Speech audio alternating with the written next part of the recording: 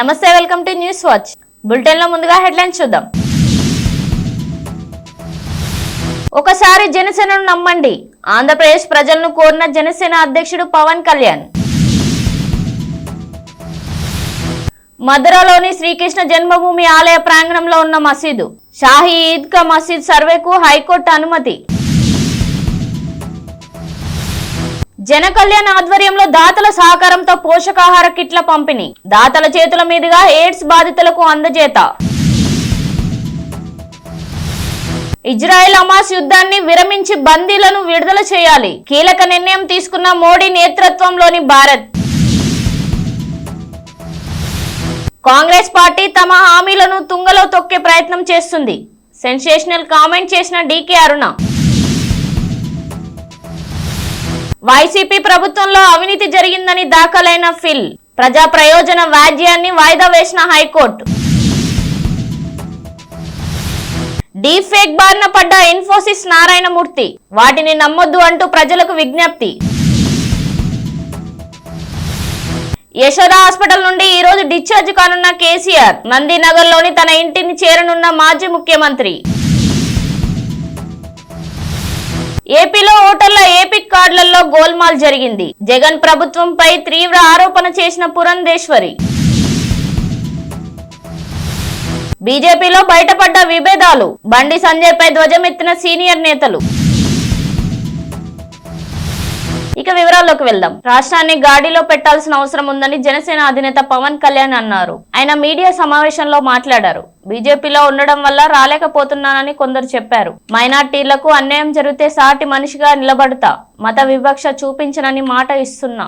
ఒకసారి జనసేనను నమ్మాలని ప్రజలను కోరుతున్నా, మాట ఇస్తే వెనక్కి తగ్గను, అన్ని ఆలోచించాకే మాట ఇస్తా అని స్పష్టం చేశారు. మంగళగిరి పార్టీ కార్యాలయంలో పార్టీ కార్యకర్తలతో జనసేన అధినేత పవన్ కళ్యాణ్ సమావేశమయ్యారు. ఈ సందర్భంగా పవన్ కళ్యాణ్ సమావేశంలో సాదిక్, గరకపాటి వెంకట్లు పార్టీలో చేరారు. వారిని పవన్ కళ్యాణ్ కండువ కప్పి పార్టీలోకి ఆహ్వానించారు. అనంతరం మాట్లాడుతూ ఆంధ్రప్రదేశ్ ప్రభుత్వం దిక్కు లేకుండా మారిందని, ఏపీని గాడిలో పెట్టాల్సిన అవసరం ఉందన్నారు. మద్రాలోని షాహీ ఈద్గా మసీద్ సర్వేకు అలహాబాద్ హైకోర్టు అనుమతి ఇచ్చింది. మద్రాలోని శ్రీకృష్ణ జన్మభూమి ఆలయ ప్రాంగణంలో ఈ మసీదు ఉంది. జ్ఞానవాపి తరహాలో ఈ శాస్త్రీయ సర్వేకు ఆదేశించారు. కోర్టు పర్యవేక్షణలోనే సర్వే జరుగుతుందని, సర్వే కోసం అడ్వకేట్ కమిషనర్ ను నియమిస్తానని హైకోర్టు తెలిపింది. కమిషన్ విధి విధానాలను ఈ నెల 18న నిర్ణయిస్తామని వెల్లడించింది. ప్రపంచ ఎయిడ్స్ 2023 సంవత్సరం పురస్కరించుకొని ఇద్దరపల్లి హనుమాన్ థియేటర్ రోడ్డు నందు ఉన్న జన కళ్యాణ్ టీఐ ఆఫీస్ నందు HIV ఎయిడ్స్ బాధిత చిన్నారులకు, మహిళలకు పోషకాహార పంపిణీ జరిగింది. డాక్టర్ బిఆర్ అంబేద్కర్ కోనసీమ జిల్లా అదనపు జిల్లా వైద్యాధికారిని డాక్టర్ భరత్ లక్ష్మి అధ్యక్షతన ఈ కార్యక్రమం జరిగింది. ఈ కార్యక్రమానికి ముఖ్య అతిథిగా విచ్చేసిన Jana Kalyan welfare society project director B Nageswara Rao మాట్లాడుతూ 2005 నుండి జన కళ్యాణ్ సంస్థ ద్వారా HIV ఎయిడ్స్ బాధితులను ఆదరిస్తున్నామని చెప్పారు. ప్రతి సంవత్సరం ప్రపంచ ఎయిడ్స్ దినోత్సవం పురస్కరించుకొని దాతల సహకారంతో న్యూట్రిషన్ కిట్లను పంపిణీ చేస్తున్నామని వెల్లడించారు. 15 సంవత్సరాల నుండి ఆనవాయితీగా చేస్తున్న ఈ కార్యక్రమాన్ని సహకరిస్తున్న దాతలకు, జిల్లా వైద్యాధికారులకు జన కళ్యాణ్ సంస్థ తరపున ధన్యవాదాలు తెలియజేశారు. 120 మంది HIV బాధితుల చిన్నారులకు, పెద్దలకు సుమారు 750 రూపాయల విలువ కలిగిన పోషకాహార కిట్లను దాతల సహకారంతో పంపిణీ చేశారు. ఇందుకు సహకరించిన కోనసీమ కేర్ హాస్పిటల్ డాక్టర్ కారం రవితేజ, ముమ్మడివరం జనసేన నియోజకవర్గ ఇన్ఛార్జ్ పితాని బాలకృష్ణ, సానబోయిన చిన్నబాబు, మాగాపు ఆనంద్ కుమార్, మద్దల దొరబాబు, విఆర్ఓ రామం, లింగోలు పండు వైసీపీ, తెలుగుదేశం నాయకులకు ధన్యవాదాలు తెలియజేశారు. ఈ స్టేజ్ కంటే మేము సమాజంలో భాగమే, మేము కూడా ఒక భాగమే. మా ఇబ్బందులు కూడా మీరు తెలుసుకోండి. మమ్మల్ని డిస్క్రిమినేషన్ చేయొద్దు, మమ్మల్ని మా మీద వ్యతిరేకత చూపించవద్దు అనేటువంటి స్థితికి వచ్చాం. ఈ ప్రయాణంలో ఎన్నో మేము సమస్యలు ఎదుర్కోవాల్సి వచ్చింది. వారి కూడా భగవంతుడు ఆశీర్వాదాలు ఉండాలని కోరుకుంటా ఉన్నాను. తర్వాత ఈ కార్యక్రమంలో వచ్చినటువంటి ప్రతి ఒక్కరికి కూడా పేరున మా జన కళ్యాణ్ వెల్ఫేర్ సొసైటీ తరఫున అభినందనలు తెలుపుతూ ఈ కార్యక్రమం మా ఆదిరంగంగా వ్యాప్తులు వారికి మాట్లాడాల్సిందే కోరుతాం. మీకోసం వాళ్ళు పడుతున్న తపనని మీరు అర్థం చేసుకుని వాళ్ళు ఏమన్నా దృష్టిగా మాట్లాడినా మీకోసం, మీ ఆరోగ్యం కోసం తప్ప వేరే ఉండదు. కాబట్టి అందరూ కూడా క్రమశిక్షణగా మందులు వాడండి. సంతృప్తిగా పోషకాహారం తీసుకోండి. మీకు ఇతరత్ర ప్రభుత్వం నుంచి ఏమైనా ఇబ్బందులు ఏమన్నా అంటే మీకు రావాల్సిన పథకాలు కానీ మీ గ్రామంలో ఉన్నటువంటి గతంలో కూడా చెప్పాను కలెక్టర్ గారి దృష్టి కానీ మా ద్వారా కానీ మీ కాన్స్టిట్యున్సీలో ఉన్నటువంటి శాసనసభ్యులు సహకారం కావాలన్నా సరే నేను అందుబాటులో చెప్పడం జరిగింది. మళ్ళీ చెప్తున్నాను, మీకు ఏ రకమైన సహకారం కావాలన్నా మేము చేస్తాం. 1 సంవత్సరం మాత్రమే పౌష్టికాహారం ఇవ్వాలని మేము అనుకున్నాం, కానీ నా పోకున్నంత వరకు మీరు పౌష్టికాహారం ఇస్తూనే ఉంటాను. బాగుండాలి, సమాజంలో బాగా చేస్తానని చెప్పి ఆశిస్తూ ఈ అవకాశం ఇచ్చిన మీ అందరికీ కూడా నా హృదయపూర్వక నమస్కారాలు తెలియజేసుకుంటూ ఇజ్రాయెల్ హమాస్ యుద్ధం నేపథ్యంలో భారత్ కీలక నిర్ణయం తీసుకుంది. తక్షణ కాల్పుల విరమణకు, బేషరతుగా బందీల విడుదలకు డిమాండ్ చేస్తూ ఐక్యరాజ్య సమితి జనరల్ అసెంబ్లీలో ప్రవేశపెట్టిన ముసాయిదా తీర్మానానికి భారత్ అనుకూలంగా ఓటేసింది. ఐరాస అత్యవసర ప్రత్యేక సమావేశంలో భాగంగా ఈజిప్ట్ ఈ తీర్మానాన్ని ప్రవేశపెట్టింది. 193 సభ్య దేశాల్లో 153 దేశాలు అనుకూలంగా ఓటు వేయగా 23 దేశాలు వ్యతిరేకంగా ఓటు వేశాయి. కాంగ్రెస్ ప్రభుత్వం ఎన్నికల హామీలను అమలు చేయాలని బీజేపీ నేత డీకే అరుణ అన్నారు. ఆర్థిక పరిస్థితిని సాకుగా చూపి హామీలను తుంగలో తొక్కే ప్రయత్నం జరుగుతుంది. అసెంబ్లీ ఎన్నికల్లో బీజేపీ ఓట్ల శాతం, సీట్లను గణనీయంగా పెంచుకుంది. ఎవరితో కుమ్మక్కయ్యారో తెలుసుకునేందుకు తాజా పరిణామాలే ఉదాహరణ. కాంగ్రెస్, బీఆర్ఎస్, ఎంఐఎం 3 పార్టీలు ఒకటే. దీన్ని స్పీకర్ ఎన్నికే స్పష్టం చేస్తుంది అని పేర్కొన్నారు. వైసీపీ ప్రభుత్వంలో అవినీతి జరిగిందని వేసిన పీల్పై ఏపీ హైకోర్టులో విచారణ జరిగింది.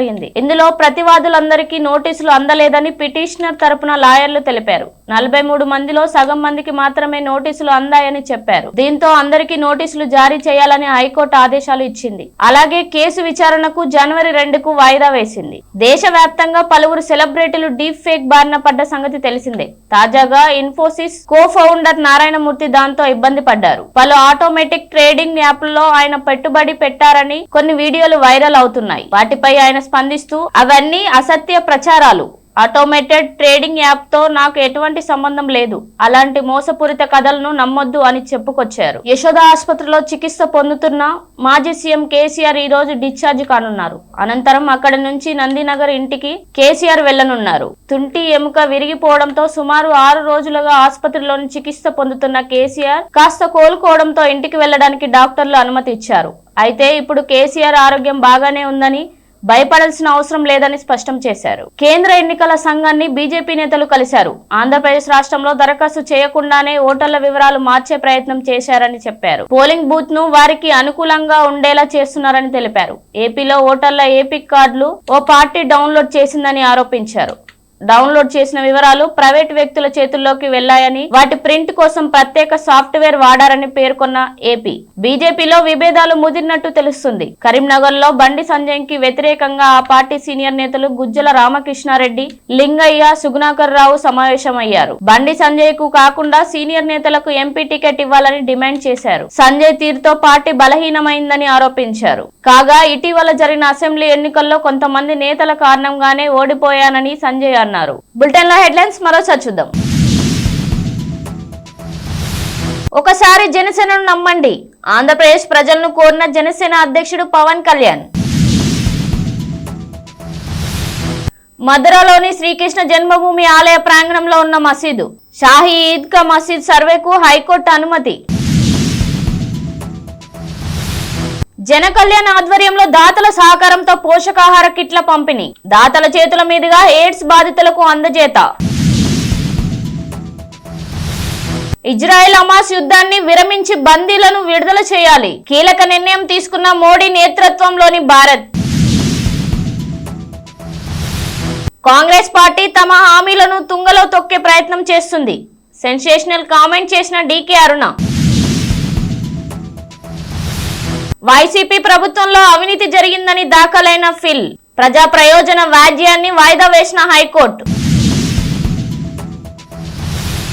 డీప్ ఫేక్ బారిన పడ్డ ఇన్ఫోసిస్ నారాయణమూర్తి, వాటిని నమ్మొద్దు అంటూ ప్రజలకు విజ్ఞప్తి. యశోద హాస్పిటల్ నుండి ఈ రోజు డిశ్చార్జ్ కానున్న కేసీఆర్, నందినగర్ లోని తన ఇంటిని చేరనున్న మాజీ ముఖ్యమంత్రి. ఏపీలో ఓటర్ల ఏపిక్ కార్డులలో గోల్మాల్ జరిగింది. జగన్ ప్రభుత్వంపై తీవ్ర ఆరోపణ చేసిన పురంధేశ్వరి. బీజేపీలో బయటపడ్డ విభేదాలు, బండి సంజయ్ పై ధ్వజమెత్తిన సీనియర్ నేతలు. ఇది ఇవాల్టి బులెటిన్ అప్డేట్స్. చూస్తూ ఉండండి న్యూస్ వాచ్.